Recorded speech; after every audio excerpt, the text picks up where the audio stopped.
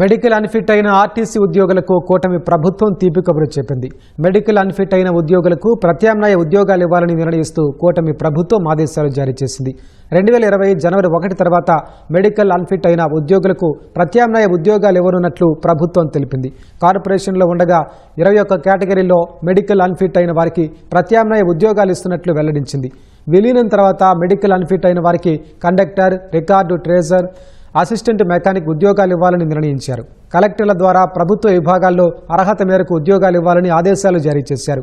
ఏ ఉద్యోగానికి అర్హత లేని వారికి అదనపు మానిటరీ ప్రయోజనాలు ఇవ్వాలని సూచించింది. మెడికల్ అన్ఫిట్ వల్ల వాలంటరీ రిటైర్డ్ అవ్వాలనుకునే వారికి అదనపు మానిటరీ ప్రయోజనాలు వర్తిస్తాయని తెలిపారు. తదుపరి చర్యలు తీసుకోవాలని ఏపీపీటీడీ కమిషనర్కు ప్రభుత్వం ఆదేశాలు చేసింది.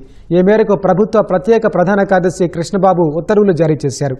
ఆర్టీసీలో ఉన్న ఉద్యోగులందరికీ ప్రయోజనాలు ఇవ్వడంపై ఆర్టీసీ ఉద్యోగ సంఘాలు హర్షం వ్యక్తం చేశారు. ఆర్టీసీ సిబ్బంది, కార్మిక పరిషత్ నేతలు సీఎంకు ధన్యవాదాలు తెలిపారు.